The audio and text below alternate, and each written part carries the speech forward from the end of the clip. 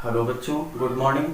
जैसा कि हमने कल बताया था कि विद्युत बल और गुरुत्वाकर्षण बल का आज कंपैरिजन हम लोग पढ़ेंगे। तो आज उसी टॉपिक को हम स्टार्ट करने चल रहे हैं। और हमने कल बताया था कि विद्युत बल और गुरुत्वाकर्षण बल में रिलेशनशिप भी देखना है हमको कल चल करके, मतलब बहुत सारे टॉपिक हैं उनको देखना है आज चल करके। अब जहाँ तक चलेगा वो हम देखेंगे और जो बचेगा एपिसोड वो कल के वीडियो में देखा जाएगा। फिर आज चलते हैं पहले इस टॉपिक पे, नहीं तो टाइम ज़्यादा लगेगा, तो इसी में सब चला जाएगा। चलिए ये देखते हैं वैद्युत बल। वैद्युत बल के बारे में हम लोग जानते हैं, पहले से पढ़ रखा है। फिलहाल हमने इसको आपको बताया नहीं है, इसकी डेफिनेशन दूसरी भी होती है। वैद्युत बल यहाँ पर हमने कूलाम के लिए यूज किया है, ठीक। जो कूलाम का नियम इस्तेमाल किया गया था उसका यहाँ पर फार्मूला यूज किया जाएगा। और गुरुत्वाकर्षण बल जो हमने क्लास 11 में पढ़ रखा है और 9th में भी पढ़ रखा है, ठीक। और इसके बारे में जो है न्यूटन ने बताया था, ठीक। कंपटीशन एग्जाम में ज्यादातर पूछा जाता है कि जी का मान किसने बताया, ठीक। ये सब भी बताएंगे हम कैसे क्या होता है। पहले आइए देखते हैं वैद्युत बल के बारे में। वैद्युत बल पहले जान लेते हैं ओरल क्या होता है। वैद्युत बल वह बल होता है जो विद्युत के कारण उत्पन्न होता है। वैद्युत बल वह बल होता है जो विद्युत के कारण उत्पन्न होता है। और गुरुत्वाकर्षण बल क्या होता है? गुरुत्वाकर्षण बल वह बल होता है जो पृथ्वी के गुरुत्व के कारण पैदा होता है। पृथ्वी का गुरुत्व क्या होता है ये भी आपको बताया जाएगा, लेकिन पहले ये टॉपिक कंप्लीट करने के बाद आइए देखते हैं। हम लोगों ने इस चीज के बारे में पढ़ रखा है कल, तो सीधे एक्सप्लेन करेंगे। हम जानते हैं इसलिए यहाँ पर लिखा जा रहा है क्योंकि हम इस चीज को पढ़ चुके हैं कल। और अगर प्रॉब्लम आपको ये पूछा जाता है बोर्ड एग्जाम में, तब आप इसका डायरेक्ट यही लैंग्वेज ही यूज करेंगे। हम जानते हैं कूलाम का नियम, कूलाम के नियम, कूलाम के नियम का गणितीय रूप, गणितीय रूप किस प्रकार होता है वो हम लिख रहे हैं यहाँ पर। इस प्रकार होता है, नीचे उसे एक्सप्लेन किया जा रहा है, देख लीजिए। F बराबर आपको पढ़ाया गया था 1/4 pi epsilon not Q1 Q2 upon R², ठीक। यहाँ पर मीडियम भी लिया गया था K, ठीक। इसे हम फर्स्ट इक्वेशन मान लेंगे, ठीक। तथा इस टॉपिक को भी यूज करना है। इस टॉपिक को भी यहाँ पर हम लैंग्वेज यही यूज करेंगे जो यहाँ पर लिखा गया है, बस यहाँ पर कूलाम ना लिख करके दूसरी चीज लिखेंगे। हम जानते हैं न्यूटन के गुरुत्वाकर्षण का नियम का गणितीय रूप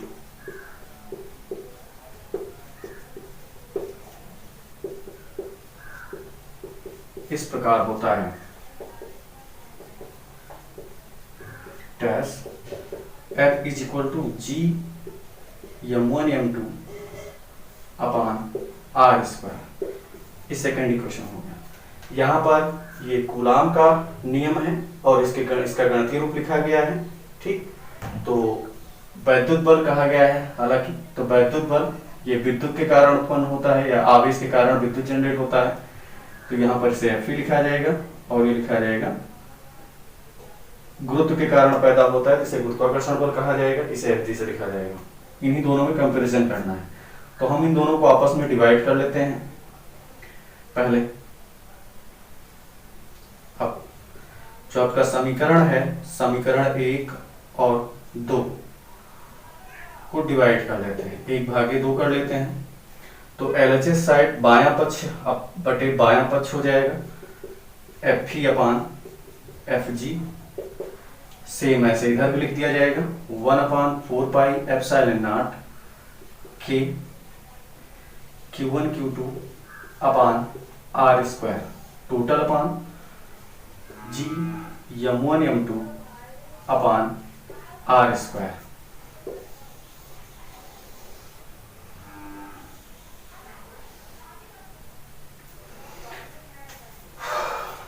देखिए Fe अपॉन Fg ऐसे ही रहेगा लेफ्ट साइड में, ये आपका हो जाएगा 1/4πε0 के या Q1 Q2 या वैल्यू रख लेते हैं सीधे सीधे यहीं से।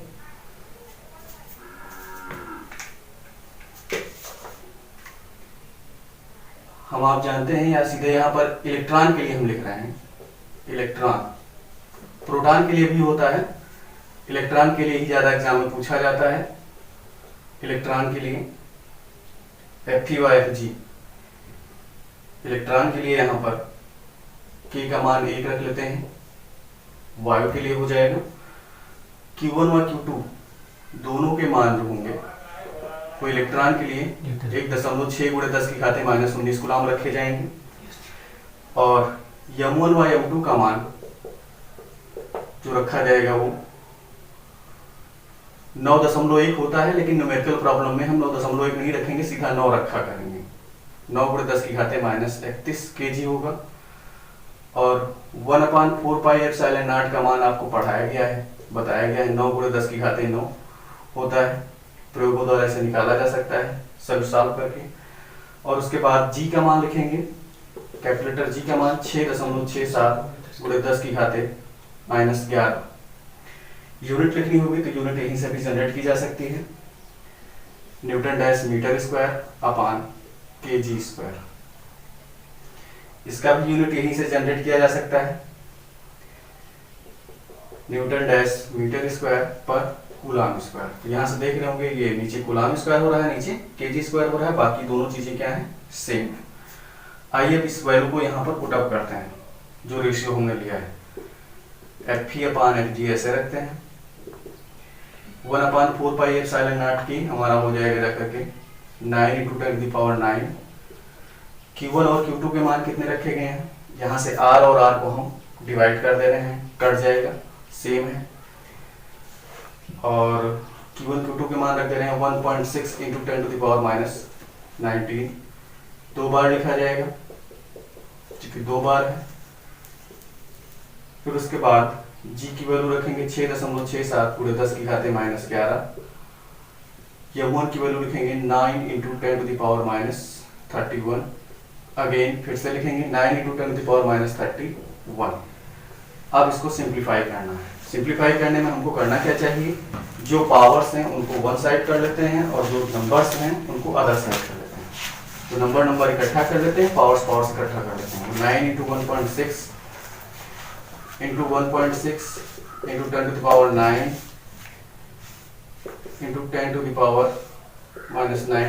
10⁻19 टोटल अपान, ठीक है, ऐसे यहाँ पर भी करेंगे 6.67 × 9 × 9 × 10⁻11 10⁻31 10⁻31।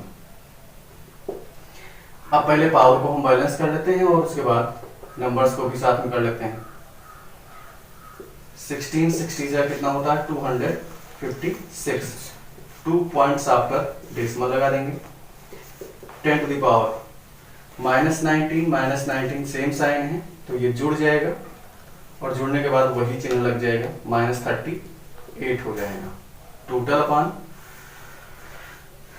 6.67 × 81।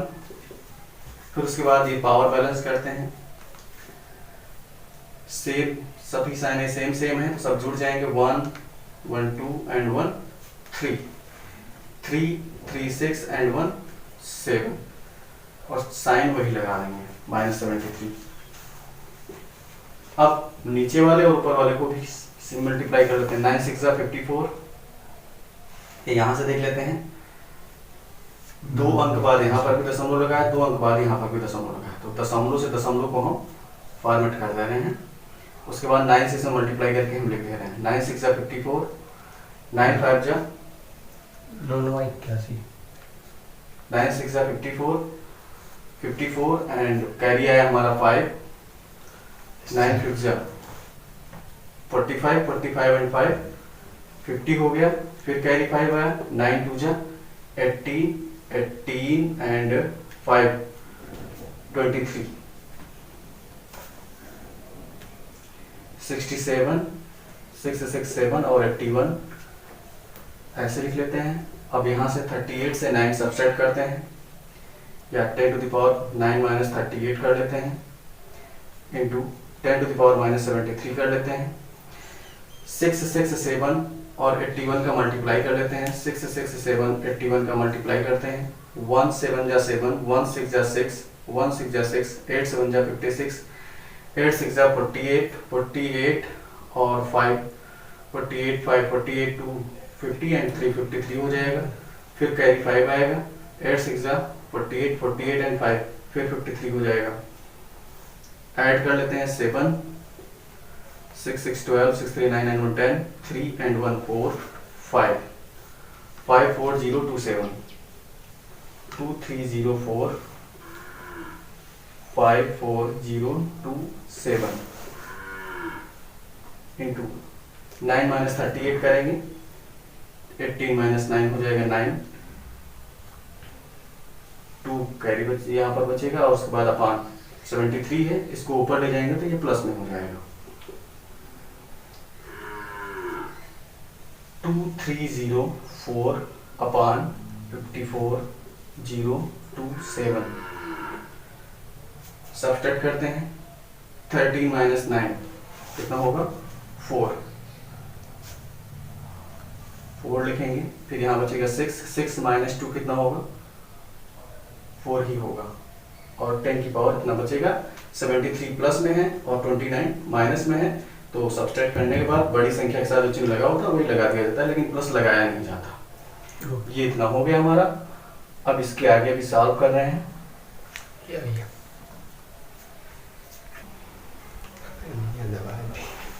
इसके आगे देखिए अब क्या हो रहा है, एफ ई अपान एफ जी जो निकल के आया है, इसको हमको डिवाइड नहीं करना है।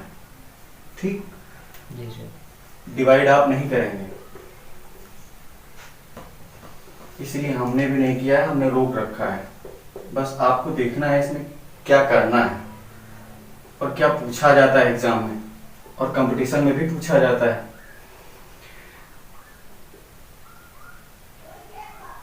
अब आप जैसा देख पा रहे होंगे कि नीचे के डिजिट्स मैक्सिमम है और ऊपर के डिजिट का है मिनिमम है, तो लेवल में लेने के लिए यहाँ पर हम क्या करेंगे, पावर में से उधार लेंगे।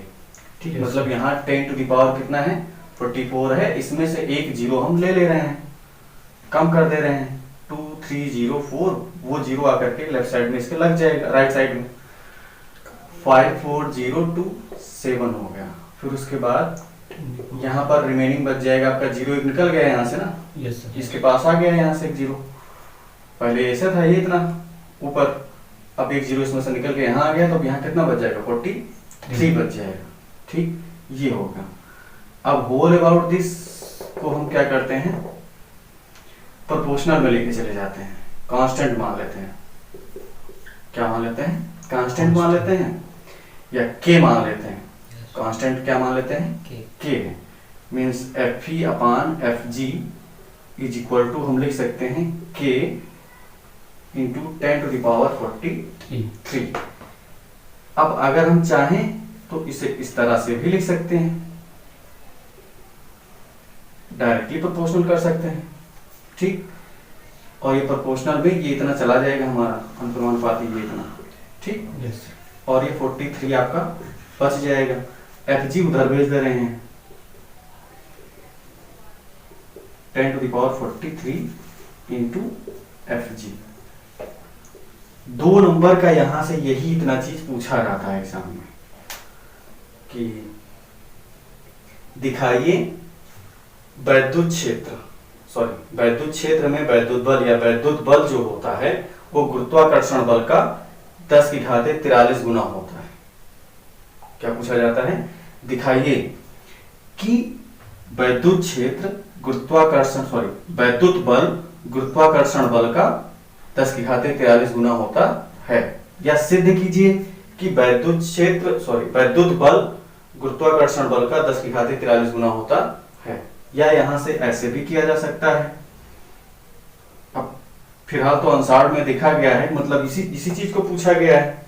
ठीक, लेकिन हो सकता है एग्जामिनर घुमा दे, एफ जी दिखाइए, एफ जी आप 10 की घाते 43 इधर भेजेंगे तो ये प्लस में है, इधर अपान में भेजेंगे तो माइनस में हो जाएगा जाकर के, इधर 10 to the power minus 43 into F हो जाएगा। या यहां से ये भी पूछा जा सकता है कि सिद्ध कीजिए कि गुरुत्वाकर्षण बल जो होता है वो वैद्युत बल का 10 की घाते माइनस 43 गुना होता है, ठीक। या यहां से ये भी पूछा जा सकता है, सिद्ध कीजिए कि वैद्युत बल और गुरुत्वाकर्षण बल का अनुपात जो होता है वो 10 की घाते 43 के बराबर होता है, ठीक। इस चीज को हम सिंप्लीफाई नहीं करेंगे, इससे कोई मतलब नहीं है, और करना चाहे तो आप कर भी सकते हैं, ठीक, लेकिन कोई मतलब नहीं निकलना है इस चीज का। फिर यहां पर मतलब लिख दे रहे हैं। अब यहीं से हमको दूसरी चीजें भी जाननी है, आइए देखते हैं क्या है नोट पॉइंट में जो पूछा जाता है, या यहीं से लिख दे रहे हैं। अतः वैद्युत बल अर्थात F इलेक्ट्रिक फोर्स, E मतलब इलेक्ट्रिक, F मतलब फोर्स, वैद्युत बल गुरुत्वाकर्षण बल का 10 की घाते 43 गुना होता, गुना मतलब गुना होता है। यही चीज पूछा जाएगा एग्जाम में कि सिद्ध कीजिए कि वैद्युत बल गुरुत्वाकर्षण बल का 10 की घाते 43 गुना होता। तो आपको यही इतना पूरा दिखाना होगा जो हमने करके दिखाया। ये पूछा जाएगा तो 2 नंबर में पूछा जाएगा। तो हम लोगों ने देखा मतलब सब निकल गया, ये हमारा मतलब एफ जी जो होता है ये हो गया, और उसके बाद एफ ई जो ये भी बताया गया, मतलब सब रिलेशन यहाँ पे ड्राइव कर दिए गए हैं, ठीक। जैसे एग्जाम में पूछा जाएगा वो आपको बताया जा चुका है, ठीक। तो अब इसमें जो है हमको एफ ई और एफ जी में तुलना पूछी जाती है, तो हमको ये करके दिखाना होगा, ठीक। अब इससे रिलेटेड और भी क्वेश्चन जैसे पूछे जाते हैं कि मतलब दोनों में अंतर लिखिए, क्या होता है वैद्युत बल और गुरुत्वाकर्षण बल में अंतर बताइए। तो वैद्युत बल जो होता है वह बल जो होता है विद्युत के कारण जो उत्पन्न होता है उसे हम विद्युत बल कहते हैं, या आवेश के कारण जो उत्पन्न होते हैं बल उन्हें क्या कहा जाता है, विद्युत बल कहा जाता है। गुरुत्वाकर्षण बल क्या कहते हैं, गुरुत्वाकर्षण बल जो होता है वो जो गुरुत्व के कारण पैदा होता है उसे गुरुत्वाकर्षण बल कहते हैं। फिर वैद्युत बल क्या होता है, वैद्युत बल में फिर और चीजें आती हैं। वैद्युत बल 2 आवेशों के ऊपर निर्भर करता है, जबकि गुरुत्वाकर्षण बल जो होता है वो क्या होता है 2 द्रव्यमानों के ऊपर निर्भर करता है, ठीक। फिर उसके बाद क्या होता है, उसमें नियतांक जो होता है वैद्युत बल में हमारा कैपिटल लेटर के नहीं लिया जाता है, स्मॉल लेटर के होता है। और उसके बाद इसमें जो होता है नियतांक गुरुत्वाकर्षण बल में वो कैपिटल लेटर जी होता है। अब यहीं से क्वेश्चन पूछा जाता है, हमने एयरफोर्स बुक में देखा था, तो उसमें बताया गया था कि कैपिटल लेटर जी, जो कैपिटल लेटर जी था इसके बारे में बताने वाले वैज्ञानिक का नाम बताइए। तो उसमें ऑप्शन दिया हुआ अगर न्यूटन दिया था, ठीक, तो न्यूटन ही सही था, ठीक। तो यहाँ पर कैपिटल लेटर जी जो आपने पढ़ा है गुरुत्वाकर्षण नियतांक में, गुरुत्वाकर्षण के नियम में, तो ये क्वेश्चन एक बार कंपटीशन में पूछा गया था, एक बच्चे ने हमसे पूछा था, तो हमने बताया था कि कैपिटल लेटर जी का मान जो किसने दिया था सर, तो हमने उसको बताया था न्यूटन ने दिया था। फिर स्मॉल लेटर जी भी था साथ में, तो स्मॉल लेटर जी को भी हमने एक्सप्लेन किया था कि मतलब इन दोनों के बारे में बताने वाले आपके न्यूटन साहब ही थे, ठीक। और उसके बाद 1/4 पाई एप्सिलॉन नॉट का मान किसने डिराइव किया था, इसे भी उन्होंने ही किया था, मतलब कूलाम साहब ने ही किया था, ठीक। और एक चीज और है, एक बार ये इंटरव्यू में पूछा गया था कि 1/4 पाई एप्सिलॉन नॉट की डेफिनेशन बताइए। तो पूरी फिजिक्स में जो है 1/4 पाई एप्सिलॉन नॉट की कोई डेफिनेशन नहीं है, इसकी डेफिनेशन नहीं लिखी गई, ठीक। ये कांस्टेंट है और कांस्टेंट चीज की परिभाषा नहीं लिखी जा सकती है, ठीक। इसे कूलाम साहब ने लिया था, उन्होंने बताया था कि ये इतना होता है, ठीक। ये इंटरव्यू में पूछा गया था पीजीटी के उसमें, और ऐसे कॉलेज में जाते हैं तो वहां पर भी पूछा जाता है कि 1/4 पाई एप्सिलॉन नॉट की डेफिनेशन बताओ क्या होती है। बाकी सब तो सबको पता होता है, लेकिन पूरी फिजिक्स में जो है 1/4 पाई एप्सिलॉन नॉट आप पढ़ेंगे तो 1/4 पाई एप्सिलॉन नॉट की कहीं पर भी परिभाषा आपको नहीं दिखाई देगी, समझ रहे हैं। तो अब बाकी जो चीजें बच रही हैं उनको हम कल के वीडियो में देखेंगे, कल की क्लास में देखेंगे। और कल हमें क्या पढ़ना होगा, कल हमें इसी टॉपिक से आगे बढ़ना होगा, विद्युत क्षेत्र की तीव्रता, ठीक, इन सब के बारे में हमको पढ़ना होगा।